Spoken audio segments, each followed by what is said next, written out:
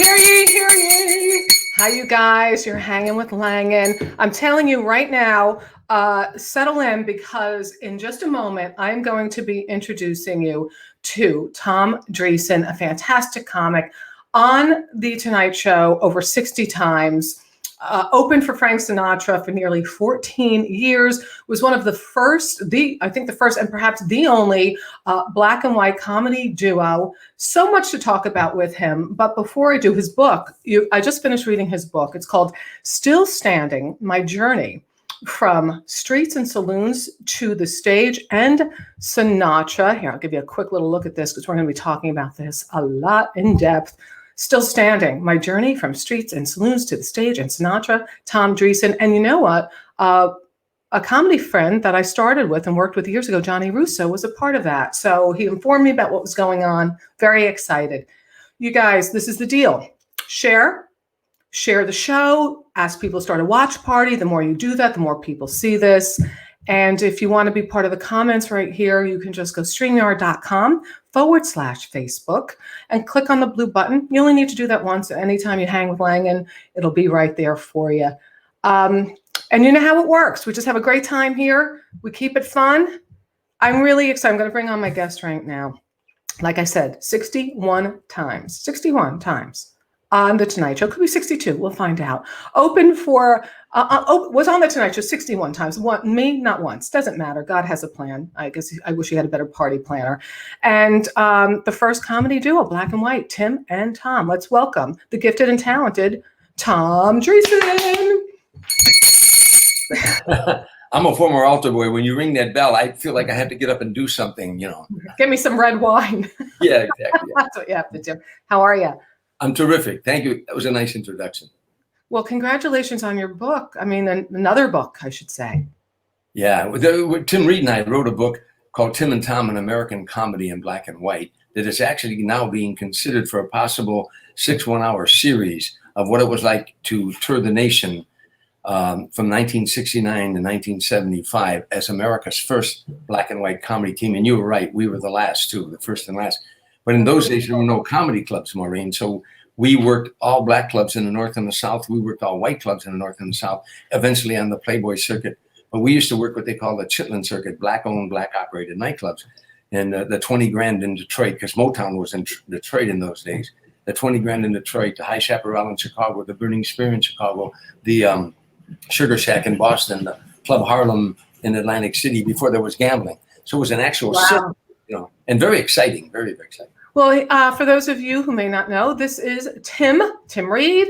There's Tom Dreesen. Look at that picture. Look at those babies.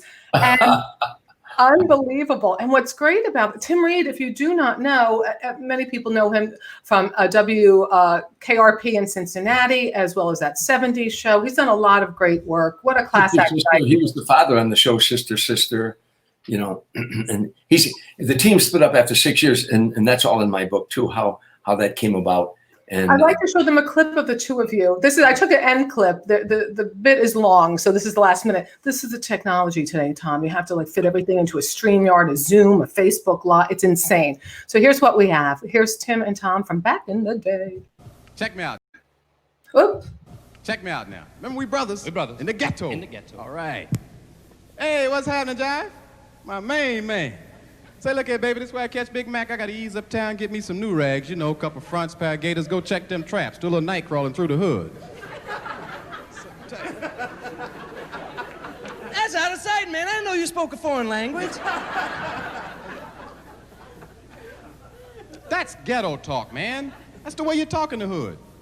In the hood? The neighborhood. Just walk up here and repeat what I just said. Come on now, I'm waiting for the bus. Hey, baby. Look here, man. This is where I catch Big Rag. I got to slide uptown and buy a bus.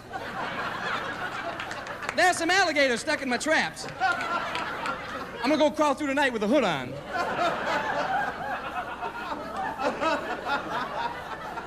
No, Tom. Don't you ever crawl through a black neighborhood with a hood on. Let's get out of here.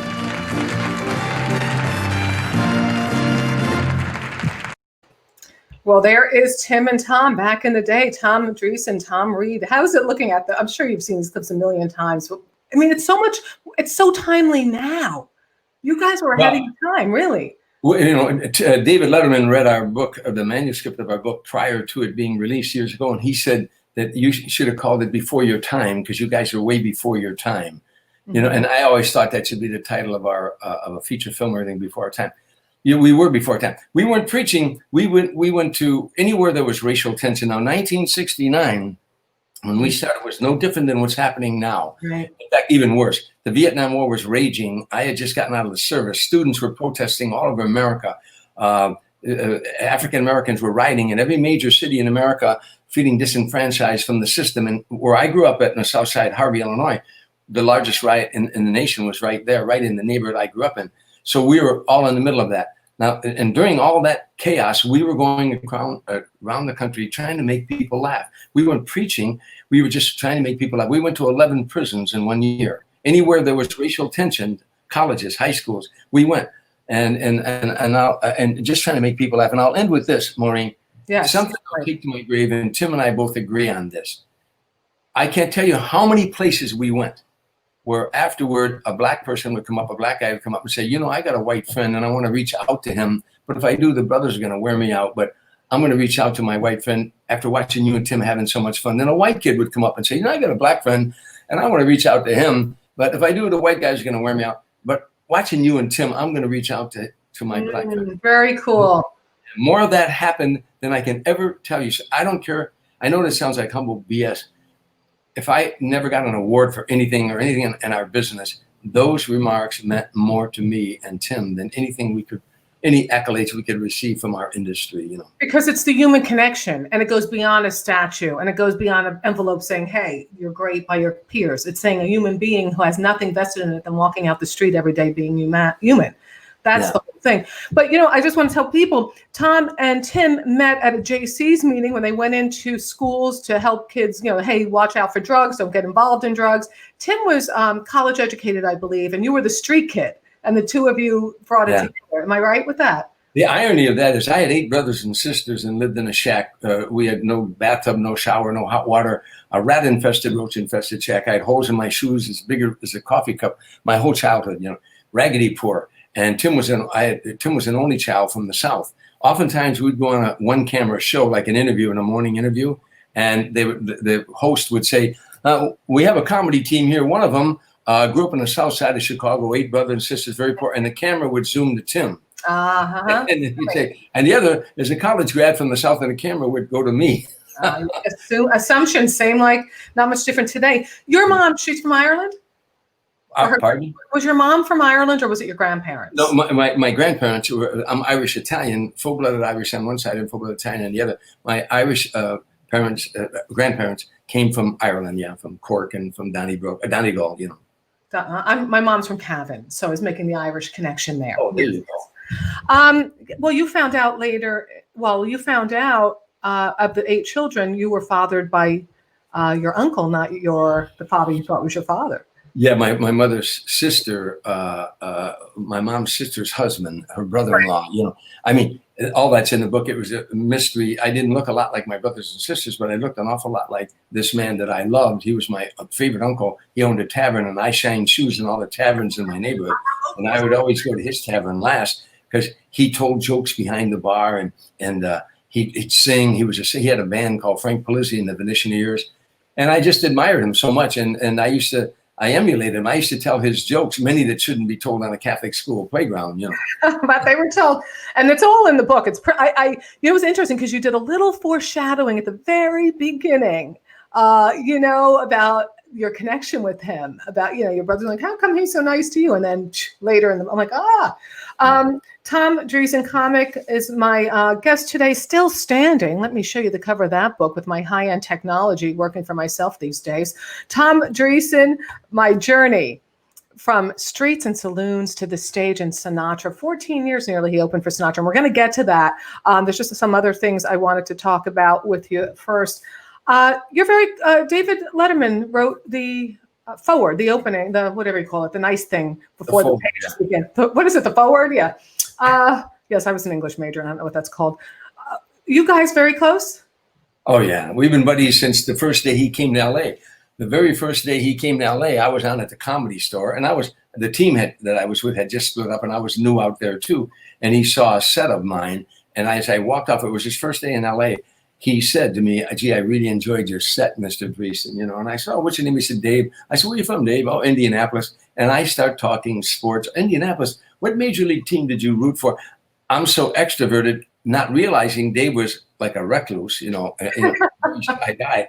Had I known that, I would have respected that and not, and because he was a very private guy. But I was so extroverted that I kept taking it to him. And next thing we're friends, we'd go play racquetball. And by the time I realized he was this very shy guy, we were already friends. And I'll tell you a quick funny story. By the way, he's nuts. This foreword for this book it's just hysterical. But he called me the other day, about a month ago. He said, "Tom, every time you do an interview or I do an interview and people say, 'How did we meet?' we always tell the same story, that you came off stage, I complimented you." I said, "Yeah." He said, I said, "It's the truth." He said, "But it's a boring story." I said, "Well, it may be, but it's the truth." "Well, it's very boring." He said, "From now on, you tell people that you came off stage, I was in the parking lot, and I had stolen some material from you, and you beat the hell out of me in the parking lot." I said, "Now, why would I want to tell that story?" He said, "Because it's a better story." Anyhow, 2 weeks go by. He calls me. He said, "Tom, do you know the governor of Illinois?" And I said, "Well, I met him, but I don't know him. But I know the Senate Majority Leader there, John Cullerton." "Why? What's up?" He said, "Well, it's a story. His wife, Regina, had a woman friend in Chicago who had an adult son who was autistic. And the autistic adults there they had a plot of land that they grew corn and beans and stuff and gave it to the homeless when it came into fruition. So he said, the state wants to take that away or something. And I need to talk to somebody." So I hooked him up with John Cullerton. I called the Senate Majority Leader. And he said, "Tom, we're working on that legislation. No problem. Tell David we're taking care of it." And he started giving some difficult explanations to the statute. I said, "Will you do me a favor? Would you explain that to Dave if I get David to call you?" He said, "Yes." I said, "Oh, by the way, John," I said, "when you help Dave, tell him the only reason you helped him is because I beat the hell out of him in the parking lot at the Comedy Store." So he said, "Okay." Now, 10 minutes go by. 10 minutes go by, and my phone rang. I go, "Hello," and it's Dave. He said, "Didn't I tell you it's a better story? I told you that's a better story." Oh, that's great. But how's he doing post television? Well, first of all, he was a recluse before all of this. But no, he's doing good. He's right now in Montana. He's got a place in Montana that I flew there to visit him one time, and the plane lands, and a foreman in a pickup truck picked me up. We drove about 10 miles into a town where he filled up with gas, and we drove another 11 miles into the mountains. The last 10 miles, no one, till we got into this canyon. And now there's in this canyon. I said to him, "You're worried about the National Enquirer finding you? The FBI couldn't find you out." Well, he has a young son, and it seems like that brings him a lot of joy, I'm sure, in the later years. He's totally changed from when Henry was born. He changed 100%. How so, would you say? Maureen, I don't have to tell you this. We in our business, let me digress a minute. When I sold life insurance, that was my source of income before I was in show business. That's what I talked about, life insurance. When I met people, life insurance, morning, noon, and night, I was working on selling life insurance. That was my product. When we become comedians or performers, we're the product. So guess what we talk about all day long? Guess what we obsess? Us, me, my business, my business. So you have to have a diversion. I'm fortunate that I had 3 children and now some grandchildren, and I love golf, and I played in golf tournaments and stuff. So I had a diversion away from this business. David didn't. The show, morning, noon, and night. The show. When Huff, he calls him Huff. His nickname for him is Huff. When Huff was born, Henry was born. He had another focus in life. That's and a good one. He's a great father, by the way. He's a terrific father. Oh, I bet. I miss him on television, and I miss the two of you. You were on. How many times were you on with Over 50 on his show, yeah. I was probably more than anybody. Sorry? I think I was probably on more than any other guest. That's what the staff told me one time. Well, you could see the friendship between the two of you. It was a lot of fun to watch the banter and how you would crack him up. And, it just was fun. It's fun to watch. I watched some of the old ones, too, going back.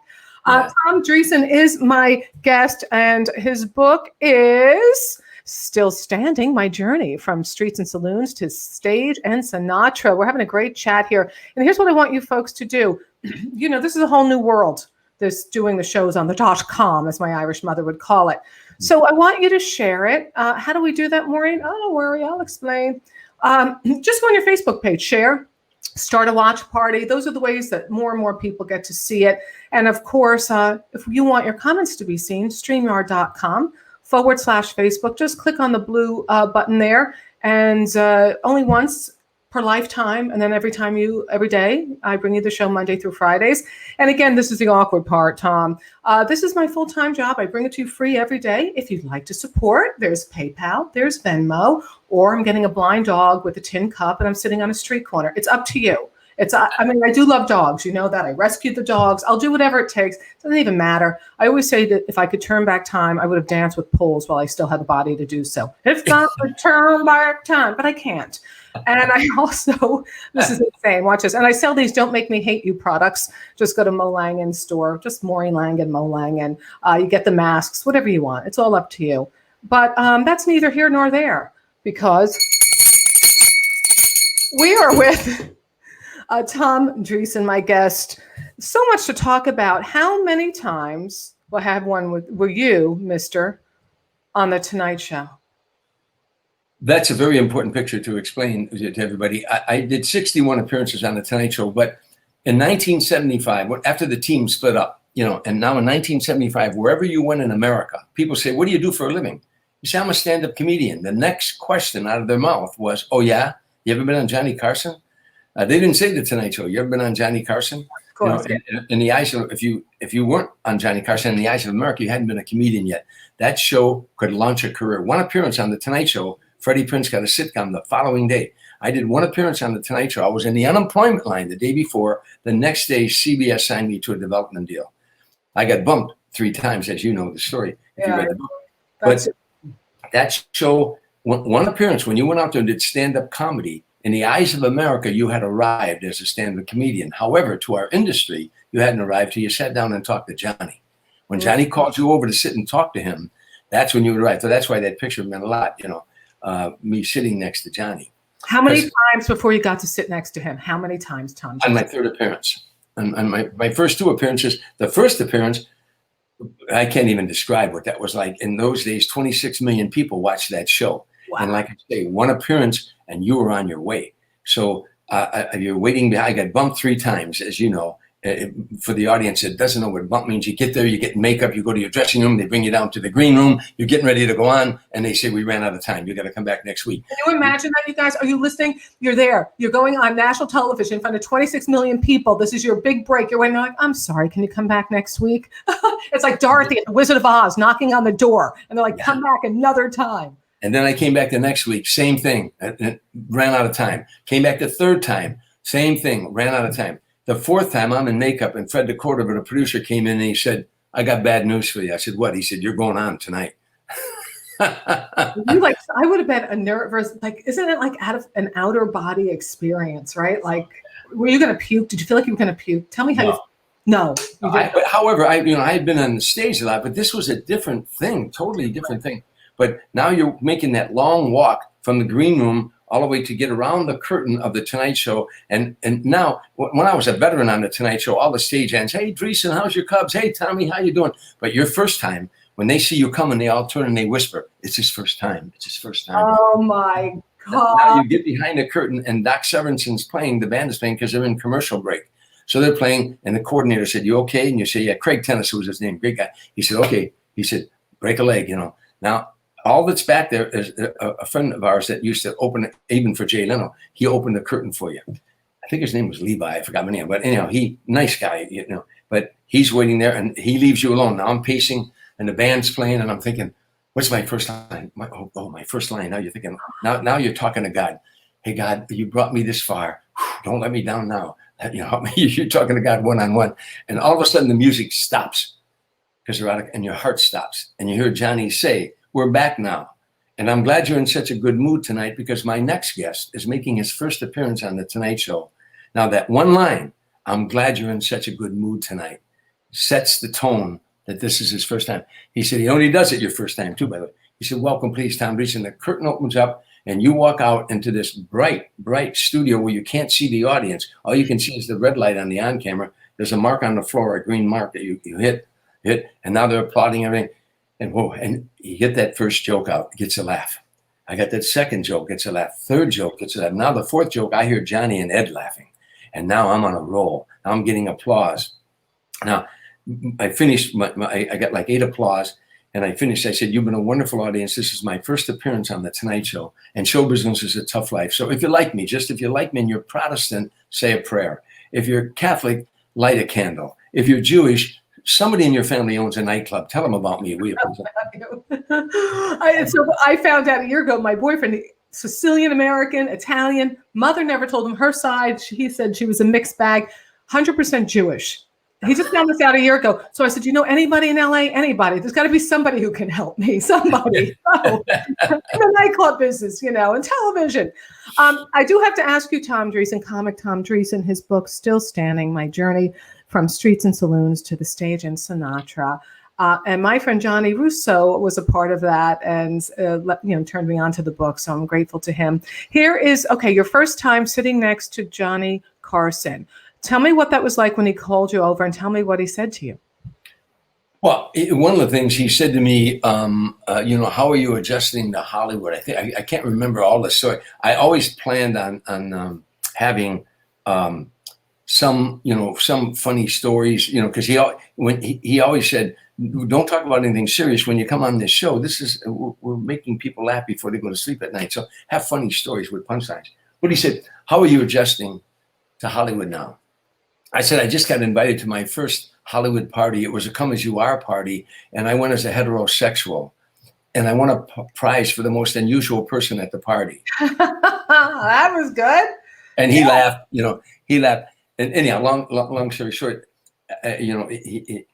again, there's no describing that first appearance, because now when I went back through that curtain on my first appearance, the coordinator come running around the corner. He said, go back, go back, go back. I said, go back and talk to Johnny. He said, no, don't go back and talk.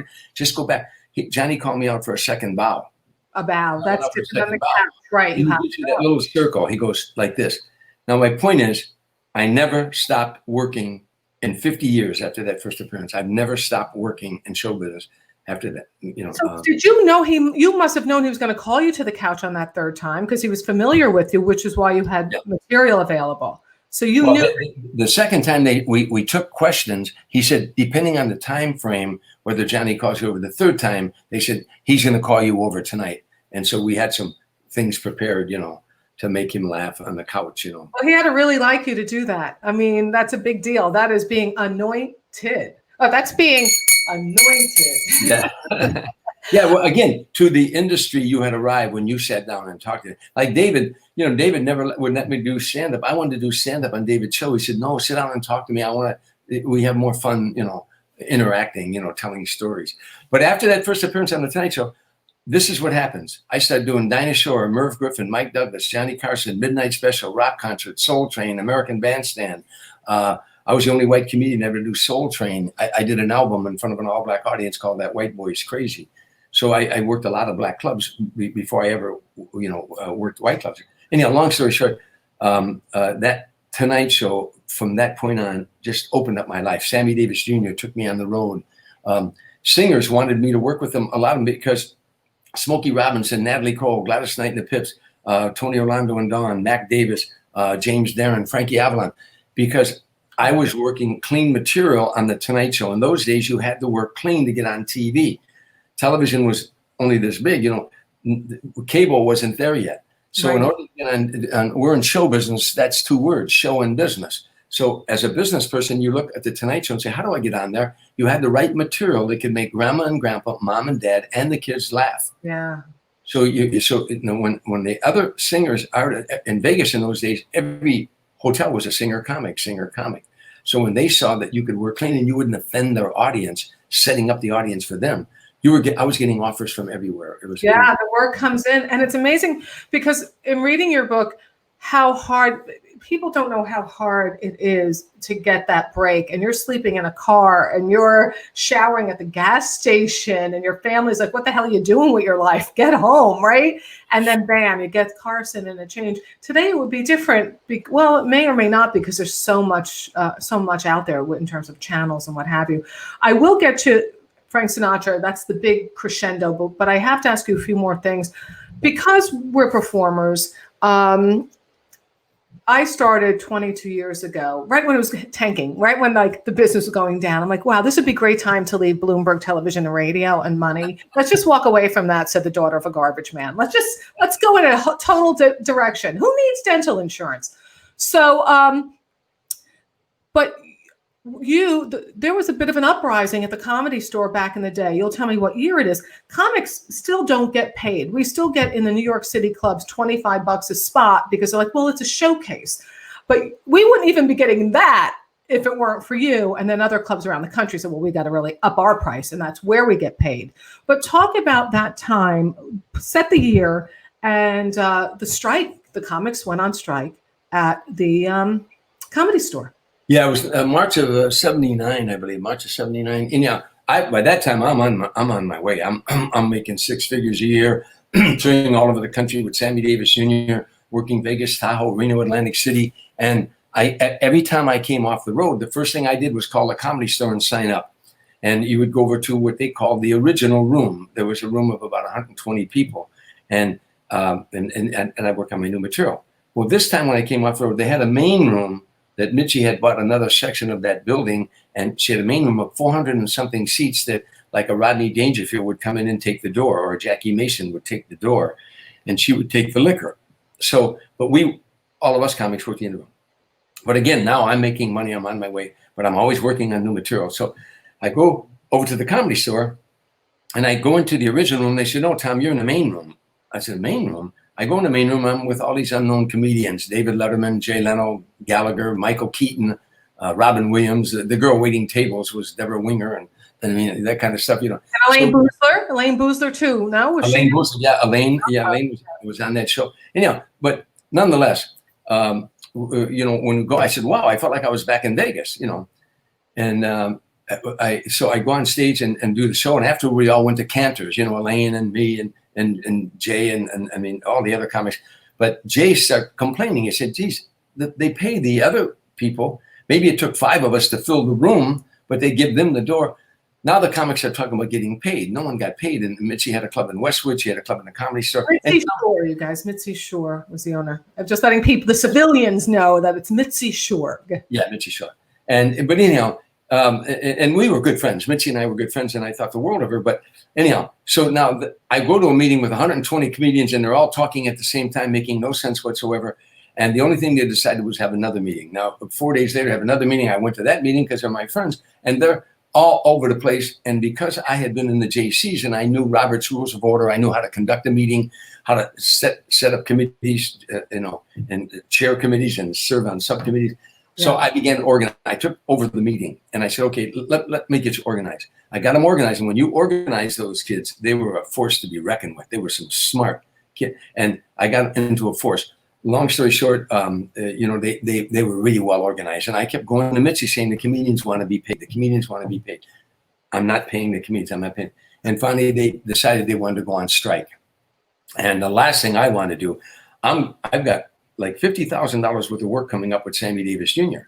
And now I got in this fight. And I've been this way all my life. I don't know if it's the Irish or the Italian side, but if I get into a fight, then I want to win. I mean, I boxed when I was in the Navy, and I didn't win them all. But once the fight starts, or when I played ball, when I start, I want to win. And once I got into that fray, I wasn't going to give up. And I thought it would be over in 24 hours because she had to come to her senses. You know, I thought for sure it was about money. One night, just before they went on strike, I was married at the time, and I remember jumping up out of bed, and I scared the hell out of my wife. She said, "What's wrong?" I said, "I got it. Why didn't I think of this?" I couldn't sleep that whole night. I got to Mitzi to the Comedy Store in the morning. I was waiting for Mitzi when she came in the office. I said, "Mitzi, I got it. You're charging $5 at the door. Charge $6. Let the comics have that $1. If they draw 100 people, they split $100. If you draw 500 people, they split $500 for the night." She said, "No, they don't deserve to be paid. This is like a club. This is like a college. They're learning their craft." But I tell you, I used to tell people, don't break in new material at the Comedy Store. Break it in at Caesar's Palace. Because you never knew in the Comedy Store, every night somebody was getting discovered. Talent scouts are coming in from all over, all the shows. So you better have a good set when you're up there. So anyhow, this argument went on and on. I left there that morning numb because I thought it was about money, but it wasn't about money. It was more about power or control. So now the comics voted to go on strike. 19 comedians crossed the picket line, 18 guys and 1 girl. Had they not crossed the picket line, it would have been over in 24 hours. And they weren't big names or anything, but they just filled the slots. So we walked that picket line for almost 8 weeks, and finally, we finally resolved it through a crazy night that happened, that we resolved it. Now, the interesting thing, they went on strike. We ended up getting $25 a set for the comedians in 1979, right? And today, I think the Improv pays like $12.50, and I think the only one that pays real good for the comedians is the Laugh Factory pays the kids $85 a set. Jamie Masada, yeah, right? And $125 in Long Beach, I think it's terrible. I mean, I think it's fantastic what you guys did, and I applaud you, because we wouldn't even be getting cab fare. But I think it's terrible because they have this idea to showcase. Well, today I don't know. It's just ridiculous that people have $skillion homes on the backs of people making $12.50, because they get all the booze, they get the door, and the comics get the pennies. And it just is fundamentally wrong. But years ago, probably about 20 years ago in New York, 2 comics tried to start a union, Ted Alexandro and Russ Maneve. And again, I was fairly new in the business, only a few years. I was in. I'm like, whatever. Yes, of course. Strength in numbers, of course. And so many comics who weren't as skilled as these guys doing this bidding. Well, I'm not going to get stage time. I go, but when you do, you're going to get paid for it. You're going to be the apprentice now until you become the plumber and get the union bucks. Don't be stupid. And it was voted down, unfortunately. I spoke before that group. They asked me to come in and speak to them. And I spoke to them in New York. But I have because I give motivation speeches, by the way, to comedians. It's called The Joy of Stand-Up Comedy and How to Get There. And it's all motivation. Mm-hmm. But my point is, we always thought that if you're going to charge a cover charge, we thought cover meant cover the cost of entertainment. Yes. It wasn't really that way. We thought it was that way. But nonetheless, if a person has a restaurant and you're going to get up and they don't charge a cover charge, I say you're right. But if you're going to charge people to see the show, shouldn't the entertainers get something of that cover? Exactly. It's unfortunate, but where do you think comedy is today, Tom Dreesen, and compared to your back in the day? My heart aches for the comedians of today. It absolutely aches for them because it's so much harder to make it today. When I started out, even though it was difficult, but there was a path to the Tonight Show. Yes. If there was a show that could launch you. I could name you 50 or 60 comedians that got their career started from Johnny Carson, me included. But today, because of the social media, television, like I say, was this big. Now it's this big. There's 800 stations you can go to. There isn't one show that can launch you. The young kids today learn how to work this social media. Learn that's how you're going to get known. And Dane Cook, when MySpace first came out, Dane Cook monopolized that very well, did a great job getting people to follow him. He started filling up 15,000 seat arenas. Yeah. So it's called show business. Learn the business side. And it's so much harder today to make it. And by the way, there's a lot more comedians, thousands upon thousands more comedians today than there were when I started out. Well, some guy said to me, he followed me out and he said, Maureen, I like what you're doing. Can you give me any tips? Excuse me. I go, yeah. I'm going to speak with some vulgarity here. I said, fuck a donkey. And he said, why? What are you talking about? I go, no, because if you're the donkey fucker, you'll get like billboards all across America. And people go, we got to get this guy. He has so many followers. And then I can open for you. What do you say? I said, the bottom line is there is no path. That's what I was trying to say. There is. No, you're absolutely right. Even now, by the way, there's a comedy club. There's comedy clubs out there, but they will pay your rent. You're not going to get wealthy on it. That you'll be a road warrior, but right. Is that the path to success? It's so hard to be launched today. I really, my heart aches for that's why, by the way, first of all, let me digress. 85, in my humble opinion, 85% of all the stand-up comedians I met in my life are insecure, neurotic, sometimes psychotic, loved, starved wrecks. Total wrecks. And the other 15% are gifted, confident people who say, I know how to write a joke and I know how to tell a joke. I like to think I'm in the latter, but never trust somebody that tells you they're sane. But anyhow, so already you start out with a handicap. And that's why I give these motivation speeches. I talk on 4 subjects: perception, visualization, self-talk, and develop a sense of humor. And I elaborate on those 4 points because it is a long journey. It's not a 10K. It's a triathlon, and there's a lot of ups and downs and stuff, you know. And most comedians make the number one mistake. They compare themselves to another comedian. Gee, I started out with Maureen, and Maureen's already doing this. I say, look, there's a great Hindu proverb. There's nothing noble about being superior to another man. True nobility is being superior to your former self. Am I a better friend than I was last year? Am I a better father than I was last year? A better son? A better husband? Am I a better comedian than I was last year? That's your only competition. Listen to those tapes. Grow as a comedian. That's your only competition your whole life. You know? And you don't know, you're comparing yourself to the success of somebody's outsides. You don't know what they're struggling with inside. We compare ourselves to the outsides, but we don't know if their life is a big freaking nightmare when they go home. So I'm with you on that. There is no path to that. That is a perfect way of saying it. Well, the inner journey is far more exciting than the outer journey. Is my point. You know? Well, that comes through in your book, your spirituality and your heart. It really, I was so happy to read that, because sometimes you read a book and you're like, superficial. I can't believe are you 80 years old? Oh, you had to say that. There's young women watching the show saying, gee, I hope he's only 79. Believe me, the older you get, the better it'll be, because women love, you know. And I just think you look so fantastic that it was hard for me to believe. You look stunningly fantastic. Thank you. That's very kind of you. I work out, I stay in shape, you know. Yeah, my mind was blown. Still Standing, that is the name of Tom Dreesen's book, My Journey from Streets and Saloons to the Stage and Sinatra. It's a terrific book, you guys. We're going to talk about Sinatra now, because for almost 14 years, he opened for Frank Sinatra. And you have to read this book, because Tom is a guy from the streets, one of 8 children, south side of Chicago, Harvey, and just trying to find his way in at 27, you finally get on stage with Tim Reid. But before that, you were going to schools with the JCs, telling them the hardships of drugs, and your voice was fun and connected. I think it's a great story. Okay, let's do this. People want to know. Look at this picture. Come on. Is that you? It has to be you. Of course. That's me and Frank. That's us. Can you imagine if I downloaded the wrong picture? That would be funny, actually, but I didn't. That's All Frank. right. That's Frank and me at President Ford's house in Rancho Mirage. We did a show for him.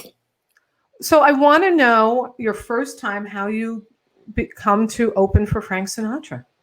I'm touring the nation I toured with Sammy Davis for years. An artist. Now I'm touring with Smokey Robinson, and we were working at Caesars in Lake Tahoe. And Frank Sinatra was appearing next door at Harrah's. And I had worked Harrah's many times. And I told the maitre d' that I was coming over after my show. So I rushed over. I didn't change out of my stage clothes. Rushed over to Harrah's, 2 doors away. Excuse me. And as I was running into the showroom, the vice president of Harrah's Hotel, a man named Holmes Hendrickson, saw me. And he was talking to a big heavyset guy with a cigar. And he said, Tommy, come here. And I went over. He said, Tommy, this is Mickey Rudin. Well, I recognized the name. That was Sinatra's lawyer. A powerful guy himself in our industry. He said, Mickey, this is Tom Dreesen, and I think Tom would make a great opening act for Frank Sinatra. And the lawyer got a pained expression on his face, like he heard it a million times. Yeah. And he winked at the vice president, and I caught the wink. He said to me, hey, kid, if I gave you a week with Frank, would you want more than $50,000?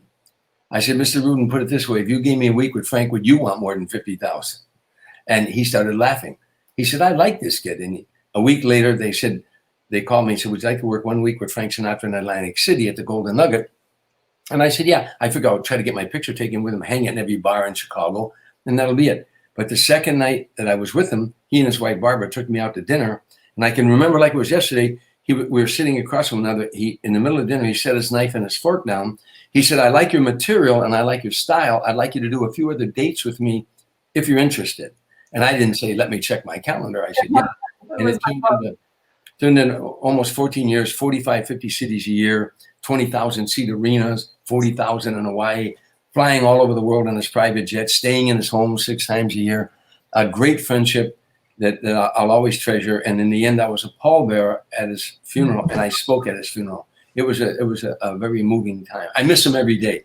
You know, he would, to be in that world, that rarefied air was unbelievable for almost 14 years.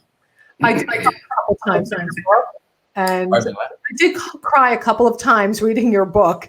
And one of them was when he passed, and right before he passed, when you guys spoke, I was like, oh, very emotional, very emotional. What an honor to be a pallbearer. What an honor to have 14 years as a part of his life. What year did he pass, Tom?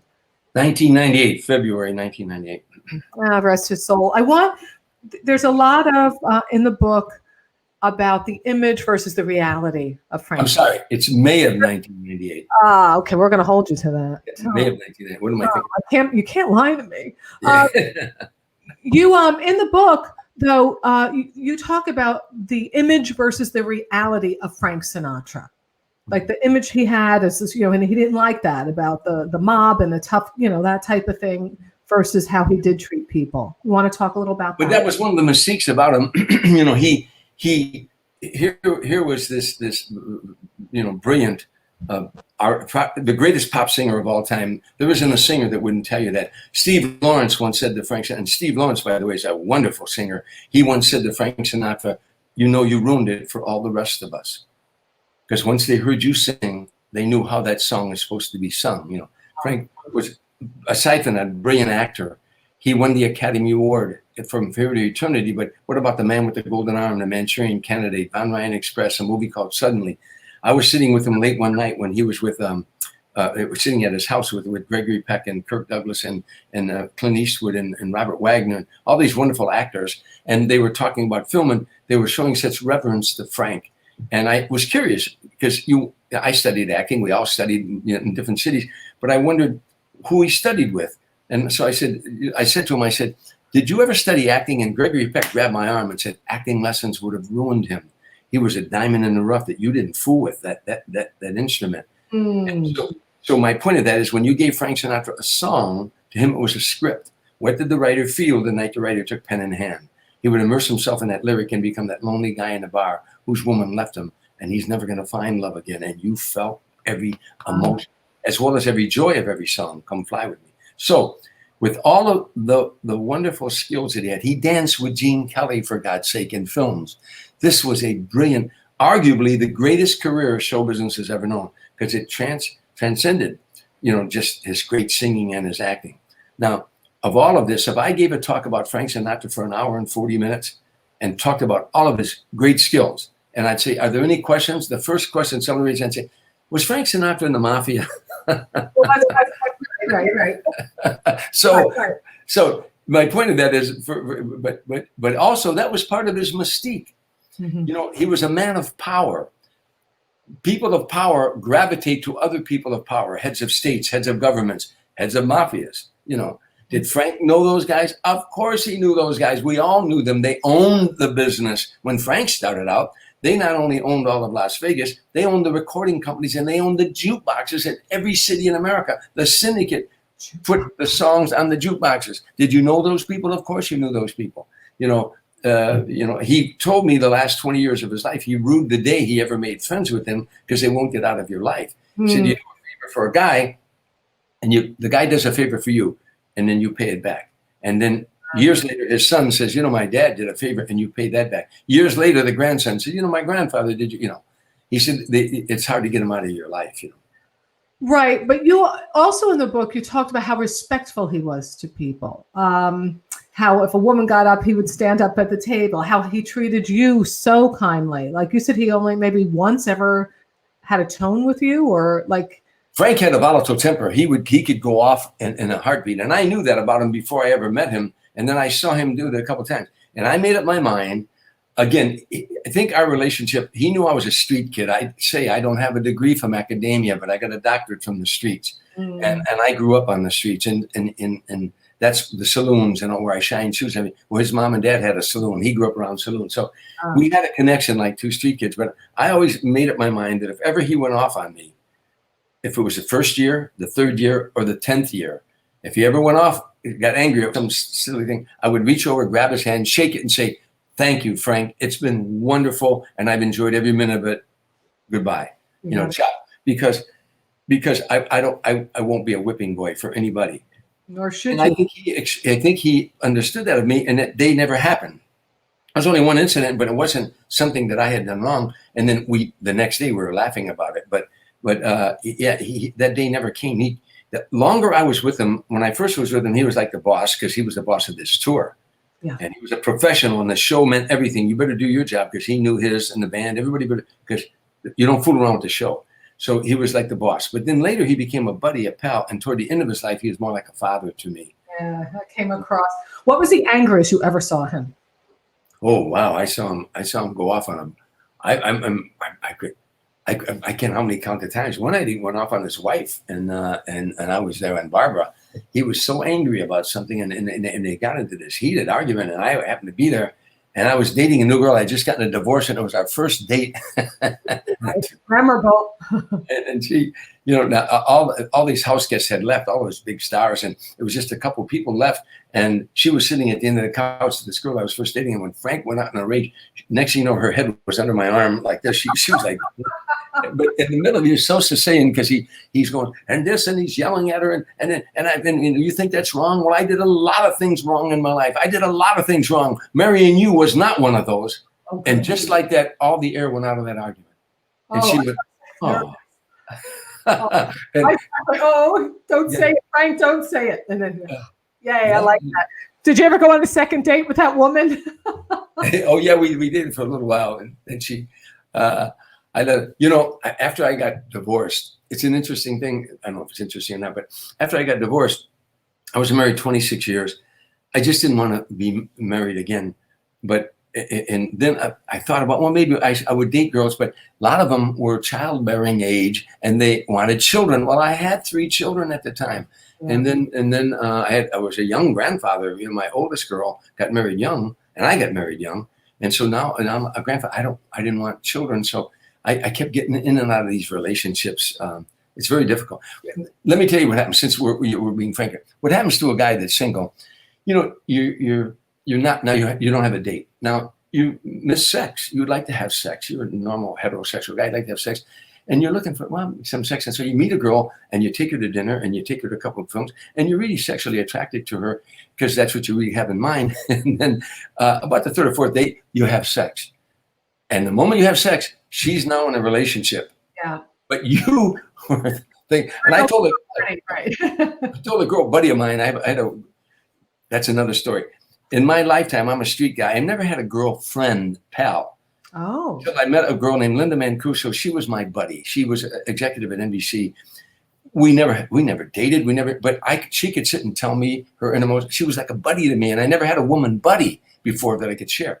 And she said, Tom, you have to be frank with women. You have to say, look, I'm looking for a sexual relationship. I said, what girl's going to date a guy that's going to say, listen, I only want a sexual relationship? She said, you'll be surprised. But I never. It was always a difficult thing to maneuver in and out of those kind of relationships. You didn't take her advice, Tom? You didn't just say, hey, me, you, just a few times. No, huh? Well, but getting compliments about how great you look, by the way. You look awesome. Oh my God, I wouldn't even think you were 60. Anyway, that's good, right? Thank you. People are watching.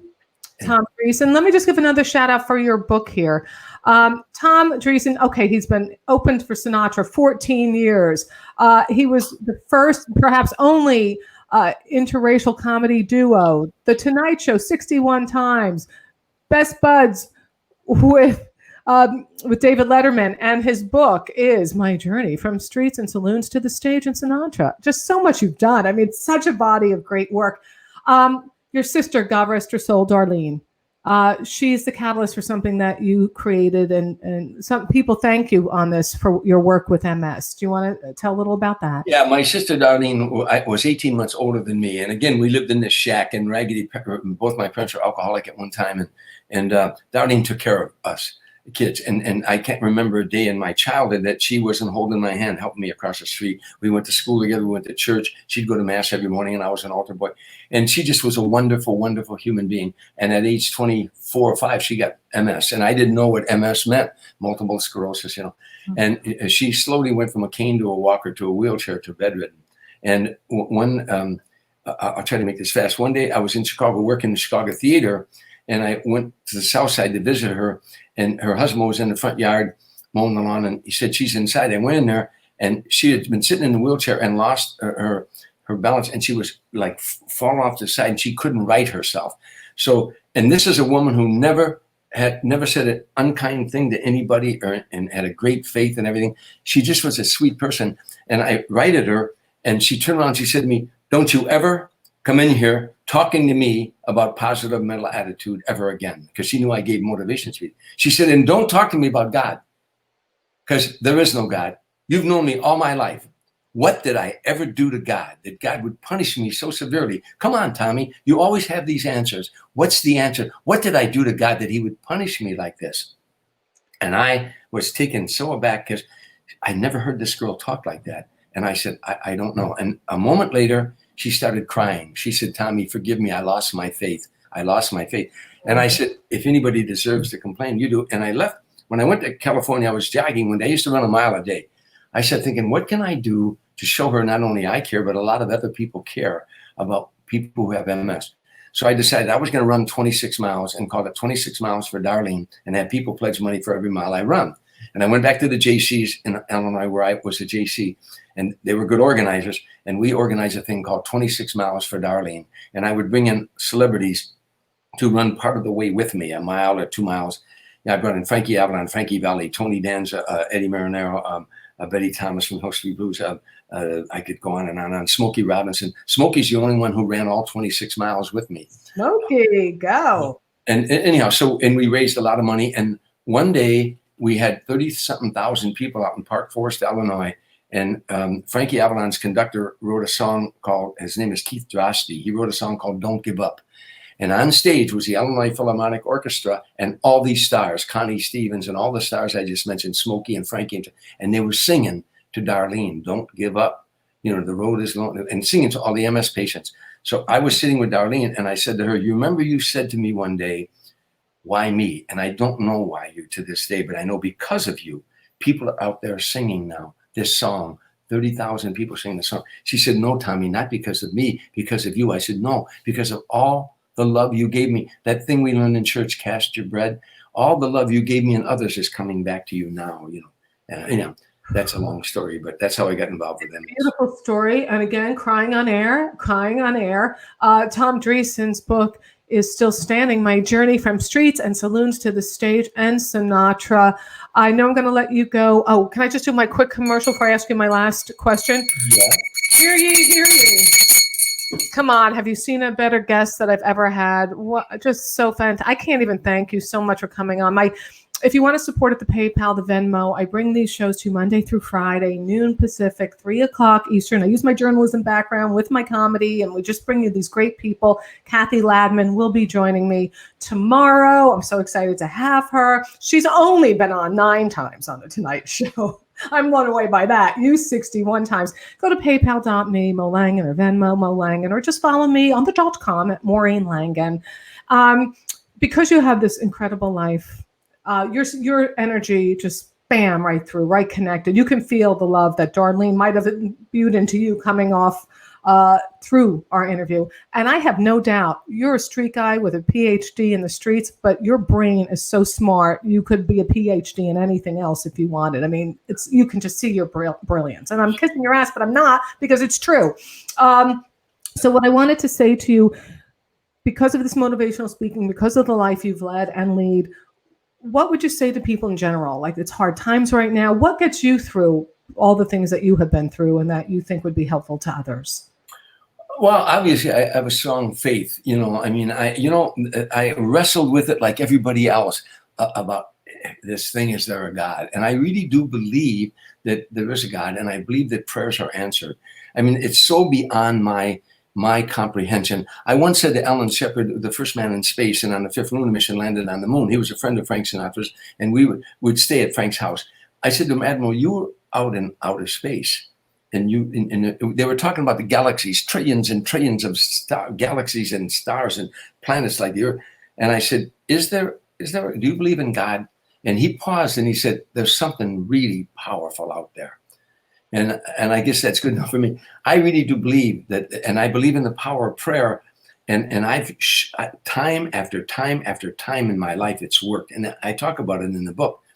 I really do believe in the power of prayer. Think about this, Maureen, if we have a moment. Think about if how many times have you said to yourself, geez, I was just thinking about Kathy the other day, and I haven't seen her in years, and the phone rings and it's Kathy. Or you'll say, I was thinking about something. You're walking down the street and you run into somebody and say, I was just thinking about you. Yeah. If we humans, and this happens to everybody, if we humans can transfer thought, you think a supreme being can't transfer thought to a supreme being? So I that's what's got me through. A great faith, and also a faith in mankind. People, there is evil out there. There's evil out there, but for the most part, people are good. Inside there's a goodness in all of us, and if you come from that goodness, if you display that goodness to every human being you meet, you're going to find more people displaying it back to you. This is a long answer to a short question, Beautiful answer. It's Jennifer Peterman, my buddy, saying this is so incredibly special. Thank you. Love you. What great stories and laughs. She's thanking for that. And I'm going to thank you for being with me today. I'm going to end this just now, but would you just stay for a second so I can just thank you off our Facebook.com live. I'm hanging with Langan. All right. You are hanging. Say that again, because I want to use that as a promo. I'm hanging with Langan. Damn right. Doesn't everybody? No, well, some not especially. No, I love all people. Let me do this. I'm hanging with Langan. Shouldn't everybody? Thank you, Tom. Hey, you guys, share this. Start a watch party. Even though this part is, we're closing up this chat, it's going to be up there on the YouTube, on the .com, on Hanging with Langan Facebook page, and on my timeline. Share it forever and ever, because what an honor to have Tom Dreesen here. And again, one more time, here is the book. Get it, get it, get it. Still Standing, My Journey from Streets and Saloons to the Stage, and Sinatra. And I thank Johnny Russo for sharing that with me. And I thank all of you for tuning in today. Be good to yourselves, and I'll see you tomorrow. Same bat time, same bat channel. Mwah!